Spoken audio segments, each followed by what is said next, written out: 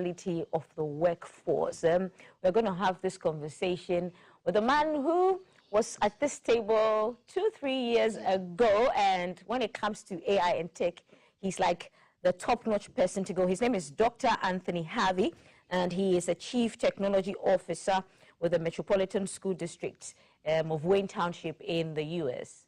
Good morning, Doc. How are you? I'm good. Thank you so much, and I'm happy to be here. Yes, yeah. It is a pleasure to host you again. So 2 years ago when we were here, the conversation on AI wasn't even like this big. You're right. So you tell me from your perspective as an AI expert, what's the AI scene looking like for us in Ghana? Good morning, everyone. AI is taking off, but how we use it should be relevant to our local situation. AI allows us to have a colleague who would help us to be efficient either in the classroom or at work. But how do we harness AI, which is artificial intelligence or Gen AI, to ensure that we are maximizing our time productivity-wise? Right. And so AI is a colleague, it's a tool. It is not an answer in itself. Okay. But in the classroom, how do we make our students critical thinkers to ensure that they are understanding how to write prompts, how to ask AI questions? AI is not human. It has no feelings, but it is intelligent and can do stuff faster than the human brain can do. Okay, great. So we need to move away from manually doing stuff to thinking of how to use prompts and ability to do things efficiently. Okay, great. Now, we are also in the age where people strongly believe that AI will take jobs. And initially, AI experts like yourself said no. But we are seeing, even right here on some of our adverts on GTV, we are seeing AI models being used in adverts. Hitherto, it would have been human beings. So what do we say when that argument comes up? Great question. I will say that AI is not taking jobs. AI is allowing us to evolve. There are stuff that AI can do, machines can do, that human beings cannot do faster. But as we develop tools and agents to do stuff for us, we as human beings have to adapt to the next level of stuff that that machines cannot do. And that includes empathy. All right, machines cannot provide empathy. You cannot replace empathy. Machines cannot replace human beings when it comes to empathy. Machines cannot, or AI cannot replace human beings when it comes to evaluating current events. Okay, right. It has to be in a model, LLM, large language models, for it to work. So AI itself cannot generate new data based on current happenings. Everything has to be loaded into a data set for it to act on it. But if you don't load it out there, it's not going to work. To bring it locally, it depends on the data set that has been uploaded.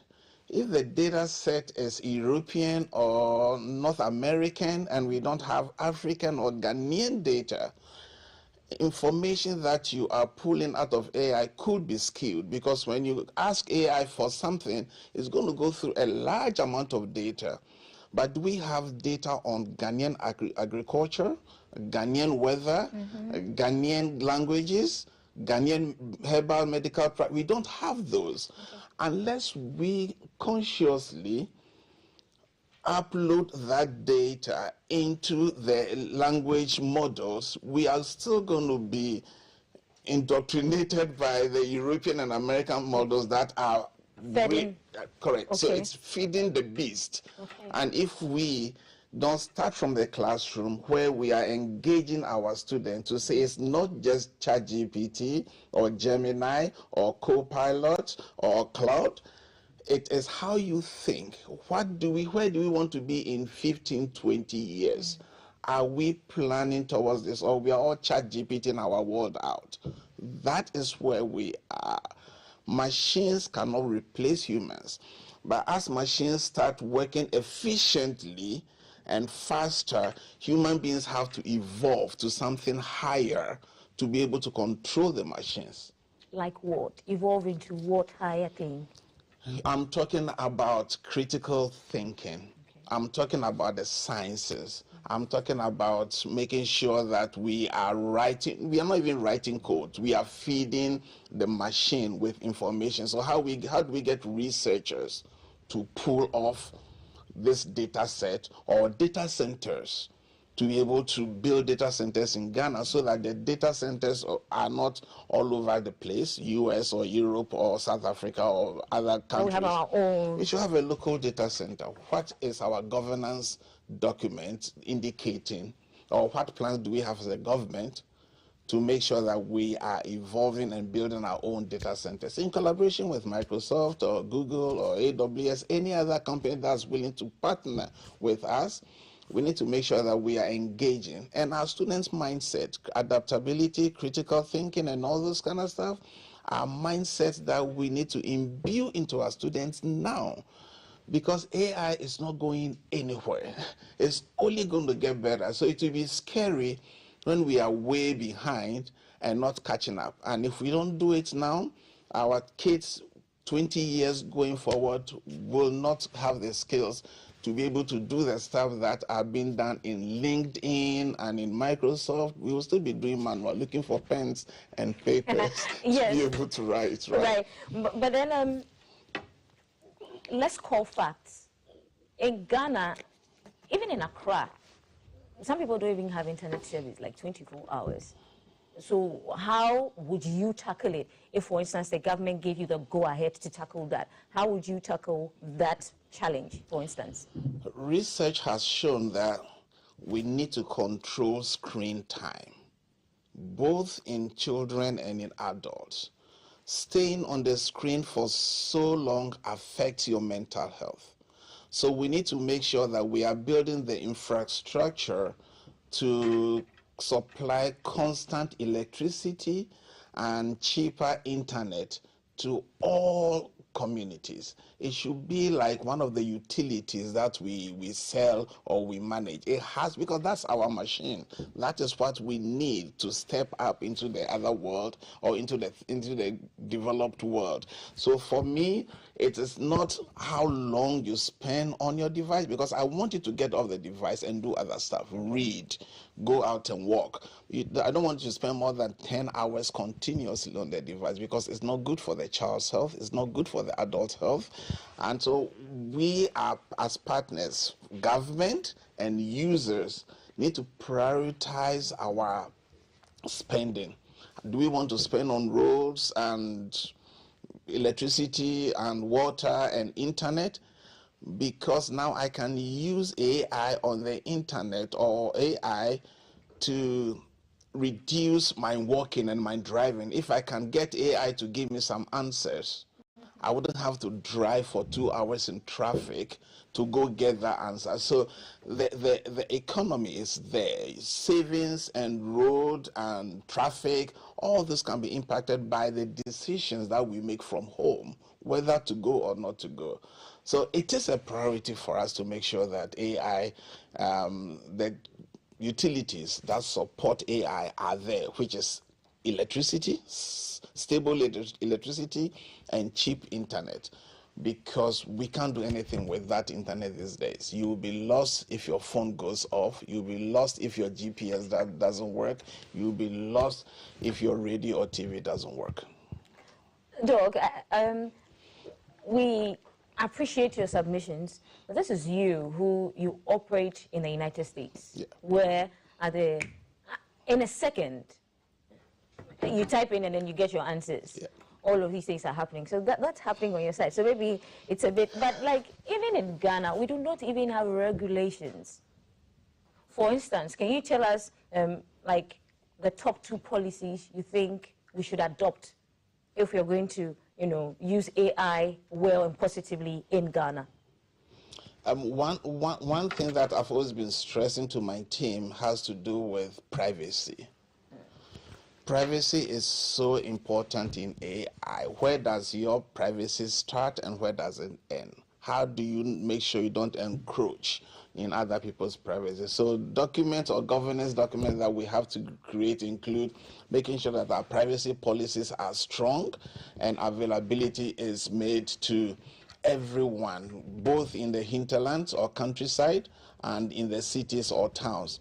I would say that when it comes to making sure that we have laws, yes, government has to promulgate laws to ensure that we understand equity in AI. Equity meaning that AI as a tool should be available to everybody, whether you are a parliamentarian or head of state and or whether you are a farmer. Because it has relevant tools for us to push this country forward. And it's just governance, and it has to start from somewhere. Do we start from the district level all the way up or top down? But whatever it is, we as a country need to have laws that controls who can use what data for what. For deep fake and making videos of people, and for pirating, for exams, for test quiz, all there has to be laws. How do we move from students using AI at home to write their paper to allowing them to use AI to write their paper as a research document? Because I can Google it. I can have 4 books as my resource, right? Yeah. If you give me a test, I will have 4 books I'm researching, I'm using as my resource. Provided I am able to quote or reference those books, it is fine. If I can Google it and be able to pull data and reference it, I am fine. Why can't I use AI to write my paper but reference it? Knowing that AI goes to pull material from so many sources, so it has no identity to a particular person. But once I can explain to you what I said, what I wrote, what I implied, is that cheating? So there should be a governance document to say you can use AI, you can use Google, you can use a book, you can use any material, provided you are doing it ethically, provided you are learning something from it, and not just copy paste, and not be able to explain to your professor or teacher or headmaster or anybody what you wrote. Provided I can explain what I wrote and be able to ingest something into my system, that is where AI becomes very useful. So in the classroom there should be a policy, in the school there should be a policy, in the country there should be a policy to say you can not use AI for ABC, and you can use it for so much, and the laws will support you so you don't get incriminated by certain stuff that you do. Well, you think AI education in a Ghanaian classroom setting is equipping young people for the future workspace? You think so? It is. It is. I've seen traits. It's not as rigorous as I want it to be, but in this modern world, there is no way you can function without technology. And I've seen ICT, you guys call it ICT here. What do you call it? IT, information technology. We just took out the C, so it makes it shorter. I've seen students use it for various reasons, but there are no benchmarks, there are no guardrails, but there are barriers. All right? We are putting barriers in front of the system, but we are not putting guardrails to guide them to stay in a particular lane, instead of just saying, you cannot do this, you are doing that. But yes, the schools in Ghana are using it, but there are no guidance as to where we want to get to in a year, or after a term, or after a semester, or where do we want our students to be after a certain period of time. Okay. So what do you think the challenge would be from transferring the AI knowledge into like the workforce? What would be the challenges from transferring it from the classroom into the workspace? It's going to be the mindset our teachers are not being equipped with the right tools to be able to support our students. Our country is not piping a lot of money into generative AI for us to ensure that it's available to all students who are aspiring to go into that domain.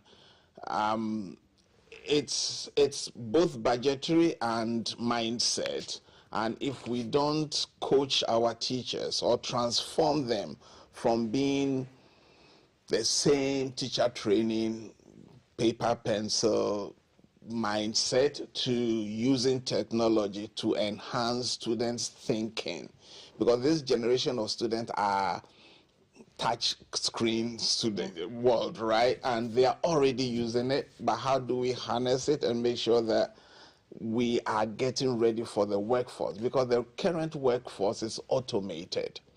It is automated. Industry is automated. They want to make enough money within a short period of time, so they are employing technology. But if our schools are not equipped, or we are not prepping them to equip themselves with that, we won't be able to have the workforce to be able to project the country and the industry in Ghana to the next level in the next 5-10 years. So I want to see some of the policies and plans that have been put in place being implemented. They are still in the books. I've read a few of them, but there is no holistic plan or system for us to say that, hey, those in junior schools or the high schools are ready for this implementation. It's only at the college level that they are making concerted effort here. Okay, so Doc, you shuffle between Ghana and the States. Yeah. What is your team doing?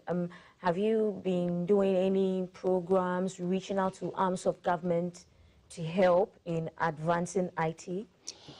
From the U.S. perspective, as a country, no. But from the United Nations and other institutions, from Europe, from UK especially, I've seen them extend their hands to governments to support them with free seminars and webinars.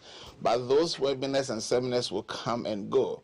If there are no cogent plans or systems in place for us to process those plans, seminars, and all those kind of stuff, I think they all fall on shallow soil. Right, right. But with your expertise, Yeah.